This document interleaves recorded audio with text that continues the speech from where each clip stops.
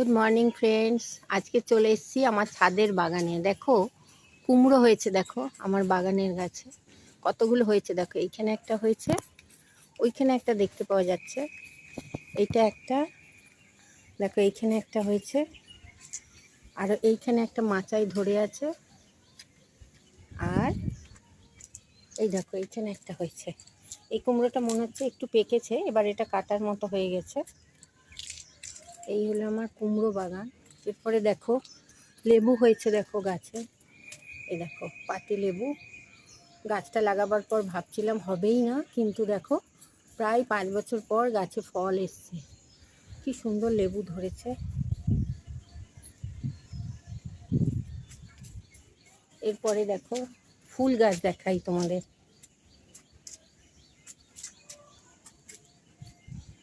এই দেখো ছাদের বাগানে জবা ফুল ফুটেছে। ফুলের জন্য আমাকে বাইরে যেতেই হয় না। এক সময় এই কিছুদিন আগেও বেলি ফুল খুব ফুটছিল, কিন্তু এখন বেলি ফুলের কুঁড়ি আর আসছে না, হয়তো ওয়েদার চেঞ্জ হচ্ছে সেই জন্য। এরপরে চলো তোমাদের গাছের আম দেখাই। এই দেখো আম গাছ, আম ধরে আছে, দেখো প্রচুর আম ধরেছিল। 1-2 দিন ঝড় হয়ে অনেক কাঁচা আম পড়ে গেছে, সেইগুলো তুলে রেখেছি, আচার করব আমি। আমের আচারের রেসিপি ভিডিও করে তোমাদের সঙ্গে শেয়ার করব, গুড় আম করে। এই দেখো কত আম ধরেছে।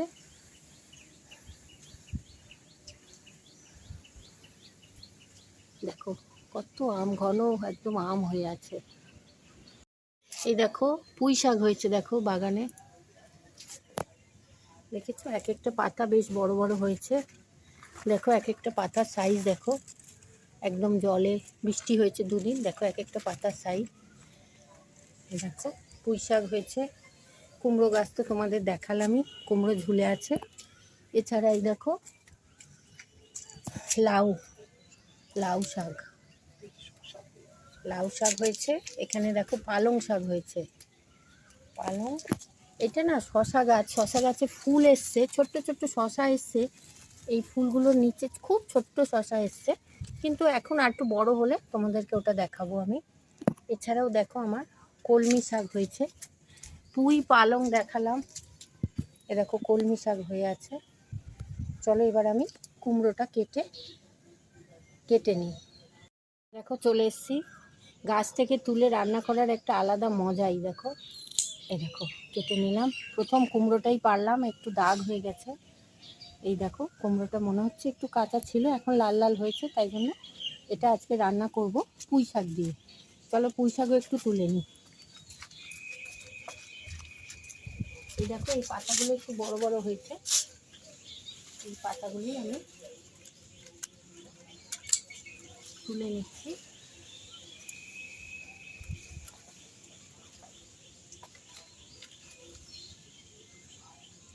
একদম কচি পুঁই শাকের ডগা, গাছের কুমড়ো, গাছের পুঁই শাক আজ আমি রেসিপি করে তোমাদের সঙ্গে শেয়ার করব। এর আগেও আমি একদিন পুঁই শাকের রেসিপি দিয়েছিলাম, সেটা না গাছের ছিল না, পাতাগুলো তখন তোলার মতো হয়নি। আজকে আমার এটা দেখো পাতাটার সাইজ দেখো কত বড় হয়েছে।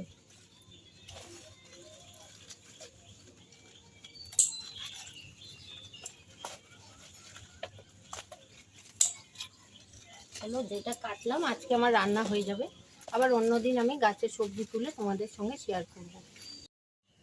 Good morning friends, Bhajri Manna কিচেনে তোমাদের সবাইকে স্বাগত। আশা করি তোমরা সবাই খুব ভালো আছো। আজকে চলে এলাম পুঁই শাকের একটা অন্যরকম রেসিপি নিয়ে। আমি কয়েকদিন আগে বড়ি দিয়ে, বেগুন দিয়ে নিরামিষভাবে পুঁই শাকের একটা রেসিপি করে শেয়ার করেছিলাম। আজকে আমি একটু অন্যরকম করে বাগানের গাছের পুঁই শাক, গাছের কুমড়ো দিয়ে, চিংড়ি মাছ দিয়ে আর 5 ফোড়ন গুঁড়ো দিয়ে একটা অনবদ্য স্বাদের পুঁই শাকের চচ্চড়ি করে তোমাদের সঙ্গে শেয়ার করছি। চলো দেখে নিই কী কী উপকরণ লাগছে আর কিভাবে আমি রান্নাটা করছি। আমি ছাদ থেকে নিচে চলে এসেছি। দেখো পুঁই শাকটা আমি যে তুললাম ওইটা আমি ভালো করে ধুয়ে কুচু কুচু করে কেটে নিয়েছি। আর পুঁই শাকের যে ডাঁটাগুলো ছিল সেইগুলো আমি একটু আঁশ তুলে, যেগুলো মোটা ডাঁটা ওগুলোকে দুভাগ করেছি, নাহলে সরুগুলো ওরকমই আছে। এই ডাঁটা ব্যবহার করব। বেগুন কেটে রেখেছি, এই দেখো গাছের যে কুমড়োটা তুললাম, কুমড়োটা এত কচি, আমি আর খোসা ছাড়ালাম না, সমস্তটাই সরু লম্বা করে কেটে নিলাম। আর একটু আলুর ব্যবহার করব, টমেটো কাঁচা লঙ্কার ব্যবহার করে নেব। এইভাবে আমি পুরো পুঁই শাকের চচ্চড়িটা এবার রান্না শুরু করব। আর এখানে আমি শুধু 5 ফোড়ন দিয়ে আজকে রান্নাটা করব, তোমাদের সঙ্গে শেয়ার করছি। আর চিংড়ি মাছ, ছোট চিংড়ি মাছ বাজার থেকে এনে নুন হলুদ মাখিয়ে আমি রেখেছি।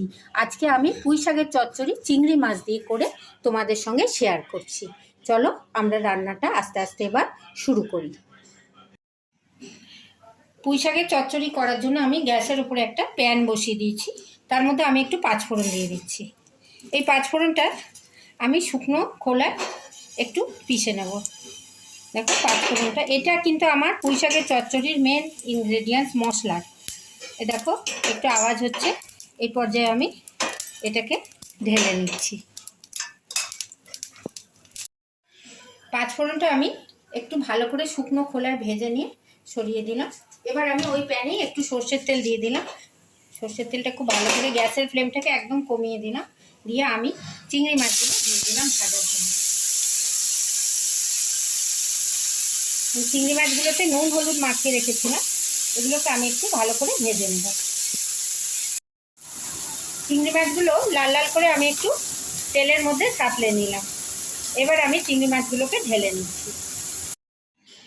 নেক্সট পর্যায়ে আমি গ্যাসের উপরে একটা কড়াই বসিয়ে নিয়েছি, তাতে সর্ষের তেল দিয়ে দিলাম। এটা একটা সাবেকি রান্না, পুঁই শাকের চচ্চড়ি আমরা আগেও দেখেছি মা কাকিমারা করতো, এটা সাবেকি রান্না। তো দেখো রান্নাটা আমার 2টো স্টেপ হয়ে গেছে। 3rd স্টেপে আমি কড়াইয়ে তেল দিয়ে একটু শুকনো লঙ্কা দিলাম, একটু তেজপাতা দিয়ে দিলাম ফোড়নে। ফোড়নটা একটু বেশি গরম তেলে দিলে পুড়ে যাওয়ার ভয় থাকে। দেখো দিয়ে দিলাম, আর একটুখানি 5 ফোড়ন দিয়ে দিলাম। তো কেন 5 ফোড়ন গুঁড়ো আমি রান্নায় দেবো, অল্প একটু 5 ফোড়ন দিয়ে দিলাম। এইবার আমি এর মধ্যে এক এক করে সবজিগুলো দেবো। আলু যেহেতু একটু শক্ত সবজি, আমি আলুটা আগে দিয়ে দিচ্ছি।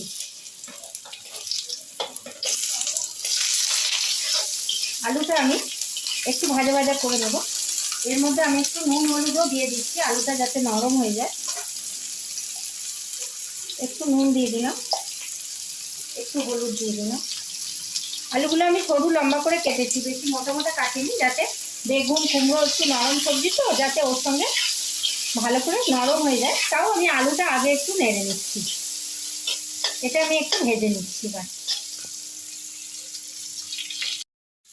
আলুগুলো আমি 2 মিনিট একটু নেড়ে নিলাম। দেখো কাঁচা ভাবটা চলে গেছে, হালকা হালকা রং আসছে, কিন্তু এরপরে এবার আমি এক এক করে সবজি দেবো। আমি যে পুঁই শাকের ডাঁটাগুলো রেখেছিলাম সেইগুলো দিয়ে দিলাম, বেগুনগুলো দিয়ে দিচ্ছি। বেগুন খুব নরম, দেখো নুন করলে এক্ষুনি বেগুনগুলো নরম হয়ে যাবে। কাটা কুমড়ো সমস্তগুলো আমি এর মধ্যে দিয়ে, টমেটো সব দিয়ে এবার আমি সবজিটা ভাজতে ছেড়ে দেবো। বেগুন কুমড়ো সব নরম সবজি, তাই জন্য আলুটা আগে আমি ভেজে নিয়েছি একটু। দেখো এইভাবে এবার আমি সবজিগুলোকে একটু ভাজতে দেবো। আর একটু নুন হলুদ লাগবে, কেন আমি আলুর মতো নুন দিয়েছিলাম, এখন আমি একটু সবজি দিলাম, তাই আরেকটু নুন হলুদ দিয়ে দিচ্ছি।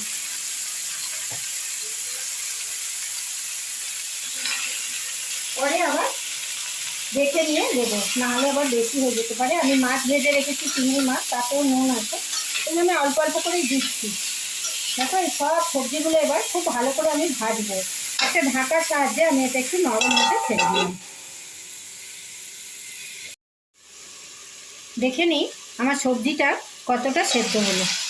বাহ, দেখো নুনের মাপ যদি ঠিক হয় সবজি কিন্তু সুন্দরভাবে দেখো কমে গেছে। আমার যদি নুন কম হতো সবজিগুলো একটু চাটনি চাটনি থাকছে।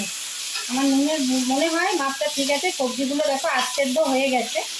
এইবার আমি এর মধ্যে দিয়ে দেবো কেটে রাখা, ভালো করে ধুয়ে রাখা শাকগুলো। কেন শাকগুলো একটু সবজির সঙ্গে এবার আমি দিয়ে দিলাম।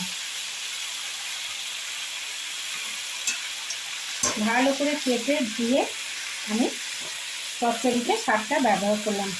একদম গাছের টাটকা ফ্রেশ শাক, নুন আছে সবজির মধ্যে, এটাও একটুখানি নরম হয়ে যাবে। তাও আমি শাকটাকে সবজির সঙ্গে, আমার কড়াইটা একটু ছোট হয়ে গেছে, মনে হয় একটু বড় কড়াই হলে ভালো হতো, কিন্তু নুন আছে তো এক্ষুনি সবজিগুলো কমে যাবে। আমি সেই জন্য বেশি ঘাঁটাঘাঁটি না করে এর মধ্যে আরেকবার ঢাকাটা দিয়ে দিচ্ছি। একটু নুন কমলে আমি আবার মশলা দিয়ে তোমাদের দেখাচ্ছি। দেখছি কতটা সেদ্ধ হয়েছে। বাহ, সাতটা থেকে দেখো জল বেরিয়ে একদম সবজির সঙ্গে মিশে গেছে। একটু ভাপে, আমি কিন্তু জলের ব্যবহার রান্নাটাতে এখনো করিনি, হয়তো দরকার না হলে করবোও না। সবজিগুলো মোটামুটি সেদ্ধ হয়ে গেছে, শাকটাও কমে এসছে। এই পর্যায়ে দেখো আমি যে চিংড়ি মাছগুলো ভেজে রেখেছি লাল করে, ওগুলো এর মধ্যে আমি দিয়ে দিলাম। কেন চিংড়ি মাছগুলো একটুখানি তাহলে সবজির সঙ্গে শাকের সঙ্গে নাড়াচাড়া করলে সবজিটায় খুব সুন্দর একটা গন্ধ আসবে। পুঁই শাক অনেক রকমভাবে রান্না করা যায়। আমি আমার কয়েকদিন আগে একটা ভিডিওতে পুঁই শাকের রান্না দেখিয়েছি ঝিঙে কুমড়ো দিয়ে নিরামিষভাবে। আজকে আমি মাছ দিয়ে রান্নাটা করছি। আর মশলা বলতে শুধু পাঁচফোড়ন ভাজাটাকে গুঁড়ো করে, এই পাঁচফোড়ন ভাজা তোমরা শুকনো হামানদিস্তায় গুঁড়ো করে কড়াইতে ভেজে শুকনো গুঁড়ো করে তরকারিতে দিও, যে কোনো পালংয়ের চচ্চড়ি পুঁইয়ের চচ্চড়ি খেতে খুব ভালো লাগে। দেখো আমি এর মধ্যে চিংড়ি মাছটা ভালো করে মিশিয়ে নিলাম, একটু ঝালের জন্য লঙ্কা গুঁড়ো দিলাম, এটা অপশনাল, তোমরা যদি বোঝো দেবে না দিও না। একটু গোটা কাঁচা লঙ্কা দিলাম, আমার বাড়িতে বয়স্ক মানুষ আছে, চিড়ে দিলে না ঝালটা বেশি হয়ে যাবে, একটু দেখতে ভালো লাগবে আর একটু কাঁচা লঙ্কার গন্ধ আসবে। আর দিয়ে দিচ্ছি একটু মিষ্টি, মানে একটু চিনির ব্যবহার করছি। এইবার দেখো আমি পুরো সবজিটাকে ভালো করে নাড়াচাড়া করে আরও 2 মিনিট একটু আমি সেদ্ধ হতে দেবো। হয়তো সেদ্ধ হয়েই গেছে, দেখি। হ্যাঁ, এই দেখো অর্ধেক হয়ে যাচ্ছে। আর কুমড়োটা এত ফ্রেশ, আমি কুমড়োর খোসাটা তুলিনি। কাঁচা কুমড়ো, গাছের কুমড়ো, পুঁই শাক, এর স্বাদই আলাদা। দেখো সুন্দর মাখা মাখা হয়েছে। এই পর্যায়ে একটু নুনটা আমরা দেখে নেব।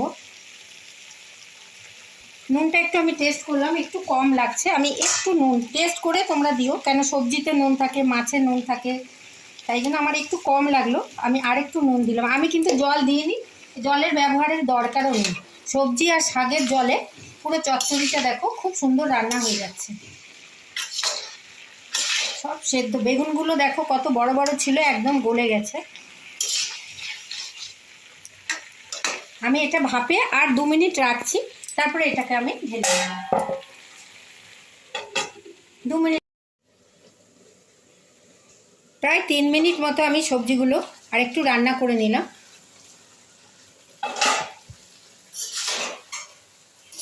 দেখো একদম রান্নাটা আমি শেষ পর্যায়ে পৌঁছে গেছি। এই সময় আমি এই যেটুকু জল আছে সবজিটা টেনে নেবে।